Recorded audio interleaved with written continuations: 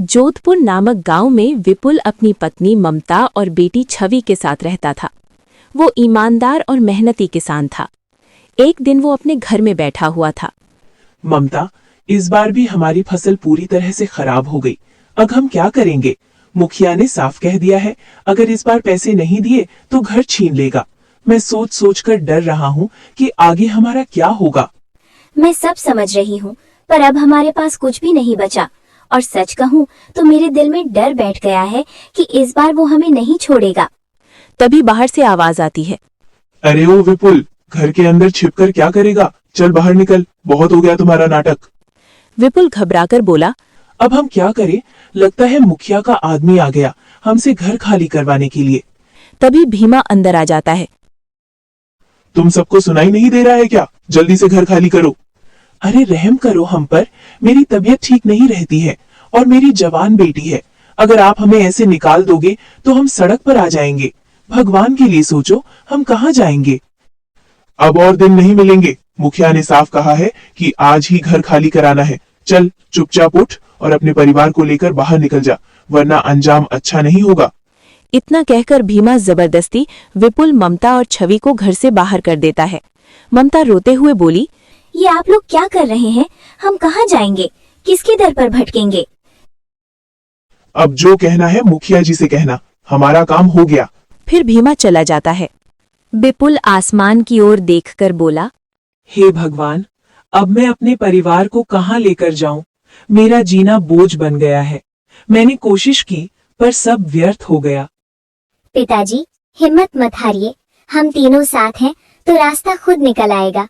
बस आप कमजोर मत पड़िए। मैं आपको कुछ भी होने नहीं दूंगी। तभी अचानक विपुल का शरीर डगमगाता है और वो जमीन पर गिर पड़ते हैं। छवि चिल्लाती है, पिताजी, पिताजी क्या हुआ आपको? ममता घबराकर बोली, बेटी, जल्दी से किसी को बुला लो वरना देर हो जाएगी। मैं अभी वैद्य जी के पास जाती हूँ, वो जरूर मदद करेंगे। फिर छवि दौड़कर वैद्य के घर पहुंचती है। छवि रोते हुए बोली, वैद्य जी, कृपया करके, मेरे पिताजी की हालत बहुत खराब है। आप चलकर देख लीजिए, नहीं तो वो मर जाएंगे। छवि, मैंने कई बार तुम्हारे परिवार का इलाज किया है, पर आज तक तुम्हारे पिता ने मेरे पैसे नहीं चुकाए। मेरा भी परिवार है, मेरी भी कुछ जिम्मेदारियां हैं। जब तक पुराना हिसाब साफ नहीं होगा, मैं अब औषधि नहीं दूंगा। वैद्य जी, आप मुझ पर दया कीजिए। मेरे पिताजी की जान निकल रही है। पैसे बाद में दे दूंगी, लेकिन अभी तो इन्हें बचा लीजिए। भगवान के लिए उन पर दया कर दीजिए। मैं समझता हूँ तुम्हारा दुख, पर बिना हिसाब चुकाए अब मैं कुछ नहीं कर सकता। और तुम जानती हो कि मुखिया के डर से कोई और वैद्य भी तुम्हारे परिवार का इलाज नहीं करेगा। अब जाओ। छवि रोते हुए बोली, हे भगवान, कैसी लाचार बेटी हूँ मैं। माँ बाप की जान बचाने के लिए भी कुछ नहीं कर पा रही। मैं कहाँ से लाऊं पैसे? किससे मांगू मदद? वो सोचती है, एक काम करती हूँ, मैं रमा काकी के पास जाती हूँ। शायद वो मुझे कुछ पैसे दे दे या थोड़े उधार दे दे, ताकि पिताजी के लिए औषधि ला सकूं। फिर छवि रमा के घर पहुंचती है। रमा काकी, रमा काकी। क्या हुआ छवि, इतना शोर क्यों मचा रही है? काकी, मेरे पिताजी की तबीयत बहुत खराब है। मुखिया के आदमियों ने हमें घर से बाहर निकाल दिया। ऊपर से पिताजी को धक्का भी दे दिया, जिससे उनकी तबीयत और बिगड़ गई है। मैं बहुत परेशान हूँ। आप मुझे कुछ पैसे दे दीजिए ताकि मैं वैद्य जी से औषधि ले सकूं। वैद्य ने बिना पैसे के दवा देने से मना कर दिया है। रमा गुस्से में बोली, क्या मैंने कोई धर्मशाला खोल रखी है जो हर बार मदद करती फिरूं? मेरे पास फालतू पैसे नहीं है, जा यहाँ से। ऐसा मत कहिए, मैं बड़ी उम्मीद लेकर आपके पास आई हूँ। अगर आप पैसे नहीं दे सकती तो कोई काम दे दीजिए, ताकि उस काम के बदले मैं पिताजी का इलाज करवा सकूं। जा, मेरा सिर मत खा। मेरे पास तेरे लिए कोई भी काम नहीं है। अब यहाँ से चली जा। फिर छवि उदास होकर अपने माँ बाप के पास लौट आती है। बेटी, तू कहाँ चली गई थी? मैं कब से तेरा इंतजार कर रहा था। पिताजी, मैं वैद्य के पास गई थी, लेकिन उन्होंने औषधि देने से मना कर दिया। फिर मैं रमा काकी के पास गई पैसे मांगने, पर उन्होंने भी इनकार कर दिया। पर आप ठीक कैसे हुए? विपुल मुस्कुराकर बोला, अरे बेटा, मुझे कुछ नहीं हुआ था, बस थोड़ा सा चक्कर आ गया था। जिसके साथ कोई नहीं होता, उसके साथ ऊपर वाला होता है। पिताजी, हमारे साथ ही इतना बुरा क्यों हो रहा है? क्यों हमें हर जगह से ठुकरा दिए जाते हैं? बेटी परेशान मत हो, भगवान है ना, वो जरूर कोई रास्ता निकालेगा। चलो अब यहाँ से चलते हैं, कहीं तो हमें सहारा मिलेगा। पर कहाँ जाएंगे हम? जंगल में किसी पेड़ के नीचे अपना आसरा बना लेंगे, क्योंकि गांव में तो कोई हमें सहारा देने वाला नहीं। फिर तीनों जंगल की ओर निकल पड़ते हैं और एक बड़े पेड़ के नीचे बैठ जाते हैं। पिताजी, माँ, आप दोनों ठीक तो है ना? दोनों कहते हैं, हाँ बेटी, हम ठीक हैं, बस थकान बहुत है। कुछ देर में दोनों नींद में डूब जाते हैं। छवि अकेली बैठी पूरी रात रोती रहती है। पास के पेड़ पर बैठा एक तोता सब देख रहा था। तोता सोचता है, ये कौन है जो पूरी रात से रो रही है? इस लड़की पर तो बहुत दुख पड़ा है, मुझे इसकी मदद करनी चाहिए। 2 दिन बीत जाते हैं। छवि और उसके माँ बाप उसी पेड़ के नीचे भूखे प्यासे बैठे रहते हैं। तोता बेचैन होकर कहता है, नहीं, अब बहुत हो गया, मुझे इनकी मदद करनी ही होगी। वो उड़कर छवि के पास आता है और कहता है, तुम क्यों रो रही हो? मैं तुम्हें 2 दिनों से देख रहा हूँ, क्या तकलीफ है तुम्हें? तुम मुझे बताओ, शायद मैं तुम्हारी मदद कर सकूं। छवि हैरान होकर कहती है, अरे, ये तो तोते हो और तुम तो बोल भी रहे हो। तोता बोला, मैं एक जादुई तोता हूँ, मैं सिर्फ नेक दिल और दुखी इंसान से ही बात कर सकता हूँ। फिर तोता जंगल में उड़कर एक मुनमुन बकरी के पास जाता है और उससे मदद मांगता है। मुनमुन बकरी बड़े ध्यान से तोते की बातों को सुनती है और कहती है, ठीक है तोते भाई, मैं तुम्हारे साथ जरूर चलूंगी। फिर बकरी और तोता दोनों छवि के पास आते हैं और तोता छवि को मुनमुन के बारे में बताता है। अब मुनमुन और छवि के माता पिता सब साथ साथ रहने लगे। एक दिन छवि और मुनमुन जंगल में भोजन की तलाश में जा रहे थे और चलते चलते दोनों घने जंगल में चले गए। तभी छवि को जंगल के बीचों बीच एक खंडहर दिखाई दिया। वे दोनों उसके अंदर चली गईं। वहां पर उन्हें एक भयानक राक्षस दिखाई दिया, जो देखने में बहुत ही डरावना था।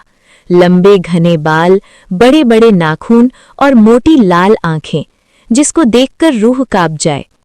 कौन हो तुम लोग और यहाँ मेरे इलाके में क्यों आए हो? वो, हम खाने की तलाश में यहाँ पर आ गए हैं। मैं बहुत ही गरीब हूँ, मेरे माता पिता भूखे प्यासे मेरा इंतजार कर रहे हैं। कृपया मुझे यहाँ से जाने दीजिए। मेरे पिताजी बहुत बीमार हैं, मेरे सिवा उनका इस दुनिया में कोई नहीं है। ठीक है, मैं तुम्हें जाने दूंगा, पर मेरी एक शर्त है। शर्त? कैसी शर्त? तुम्हें मेरे लिए अमरकुंड झील का पवित्र जल मेरे लिए लेकर आना होगा, जिससे मुझे मुक्ति मिलेगी। यही तुम्हारी वापसी का रास्ता है। छवि बोली, ठीक है, मैं तुम्हारे लिए अमरकुंड झील का जल लेकर आऊंगी। फिर छवि अमरकुंड झील तक जाती है, कठिन परीक्षाएं देती है, त्याग का निर्णय लेती है और अंत में झील का जल लेकर राक्षस का श्राप तोड़ देती है। राक्षस खुश होकर उसे सोने के सिक्कों का खजाना देता है। छवि अपने माता पिता के पास लौटती है। वे गांव लौटकर नया घर बनाते हैं और सुख से रहने लगते हैं। लेकिन लालची मुखिया और भीमा उस जादुई बकरी को चुराने की कोशिश करते हैं। जैसे ही वे बकरी को पकड़ते हैं, तेज प्रकाश फैल जाता है और उनके शरीर पर दर्दनाक घाव उभर आते हैं। डरकर वे भाग जाते हैं। बाद में मुखिया अपनी गलती मानकर छवि से मदद मांगता है। छवि उसे माफ कर देती है और बकरी के मूत्र से उसका इलाज कर देती है। मुखिया वादा करता है कि अब वो कभी गरीबों पर अत्याचार नहीं करेगा। इसके बाद छवि अपने माता पिता के साथ सुख से रहने लगती है। घर में खुशी लौट आती है और मुखिया भी अब गरीबों के साथ इंसाफ और दया से पेश आता है। छवि के घर में खुशियां तो थीं, लेकिन गांव में अचानक एक अजीब सी बीमारी फैलने लगी। लोग रात को 12 घंटों के लिए पत्थर की मूर्ति बन जाते। पूरे जोधपुर गांव में मातम छा गया। तभी गांव में एक तांत्रिक कालदूत आया। उसने अपनी गूंजती आवाज में कहा, ये श्राप है। इस गांव में एक जादुई जानवर मुनमुन छिपी है, जिसकी वजह से पाताल के देवता नाराज हो गए हैं। जब तक उस बकरी की बलि नहीं दी जाएगी, गांव का हर इंसान पत्थर बन जाएगा। गांव वाले डर के मारे छवि के घर के बाहर इकट्ठा हो गए। मुखिया, जो अब बदल चुका था, उसने छवि को बचाने की कोशिश की, पर भीड़ पागल हो चुकी थी। तभी वो जादुई तोता उड़कर छवि के पास आया और बोला, छवि, ये कोई तांत्रिक नहीं है, ये वही राक्षस है जिसका तुमने श्राप तोड़ा था। लेकिन ये उसकी बुरी परछाई है। उसे सोना नहीं, मुनमुन के गले में बंधी वो नीली मणि चाहिए जो केवल ग्रहण की रात को चमकती है। छवि सन्न रह गई। उसे समझ आ गया कि ये बात बहुत गहरी है। कालदूत ने मुनमुन को छीनने के लिए हाथ बढ़ाया, तभी मुनमुन के शरीर से रोशनी निकलने लगी। कालदूत चिल्लाया, पकड़ो इस लड़की को, यही बलि देगी। भीमा और मुखिया को भी कालदूत ने अपने काले जादू से सम्मोहित कर लिया। अब छवि के अपने ही दोस्त उसके दुश्मन बन चुके थे। रात के 12 बज रहे थे। चंद्र ग्रहण शुरू हो चुका था। कालदूत ने छवि और मुनमुन को उसी खंडहर में कैद कर दिया जहां छवि पहले गई थी। वहां छवि ने देखा कि उसके माता पिता भी वहां कैद थे, लेकिन वे बोल नहीं पा रहे थे। उनकी आंखों से बस आंसू बह रहे थे। कालदूत हंसा, छवि, तुम्हारे पास 2 रास्ते हैं। या तो मुनमुन की मणि मुझे दे दो और अपने माता पिता को बचा लो, या फिर तुम सब यहाँ राख बन जाओगे। लेकिन याद रखना, अगर मणि मुझे नहीं मिली तो मैं पूरी दुनिया को खत्म कर दूंगा। छवि ने मुनमुन की आंखों में देखा। मुनमुन ने अपनी गर्दन झुका दी जैसे वो अपना बलिदान देने को तैयार हो। तभी छवि को याद आया कि तोते ने कहा था, ये बुरी परछाई है। छवि ने चिल्लाकर कहा, मैं मणि दूंगी, पर तुम्हें इसे अपने असली रूप में स्वीकार करना होगा। जैसे ही कालदूत ने मणि को छुआ, छवि ने अपनी जेब में रखी थैली से वो अमरकुंड का पवित्र जल निकाला जो उसने बचाकर रखा था और कालदूत की परछाई पर छिड़क दिया। अचानक एक भयानक चीख गूंजी। कालदूत का शरीर धुएं की तरह उड़ने लगा। वो कोई तांत्रिक नहीं, बल्कि उस राक्षस के अंदर का लालच था जिसे अमरकुंड के जल ने भस्म कर दिया। जैसे ही धुआं छटा, पत्थर बने लोग वापस इंसान बन गए। लेकिन जब छवि अपने माता पिता को गले लगाने दौड़ी तो उसने देखा कि वे वहां नहीं थे। वहां सिर्फ एक पुरानी चिट्ठी पड़ी थी जिस पर लिखा था, छवि, तुम्हारे असली माता पिता नहीं हैं। हम तो इस जादुई मणि के रक्षक थे। तुम्हारी असली कहानी तो अब शुरू होगी, सरहद के पार वाले राज्य में, जहां एक खाली सिंहासन तुम्हारा इंतजार कर रहा है। मुनमुन बकरी अचानक एक सुंदर परी में बदल गई। छवि हैरान खड़ी थी।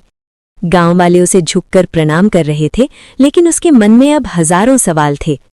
वो साधारण किसान की बेटी नहीं, बल्कि किसी खोए हुए साम्राज्य की राजकुमारी थी। नमस्कार दोस्तों, कैसे हैं आप लोग। अगर आपको हमारी वीडियो अच्छी लगी तो वीडियो को लाइक और चैनल को सब्सक्राइब करना मत भूलना। और हाँ, आप कहाँ से हैं कमेंट में जरूर लिखें।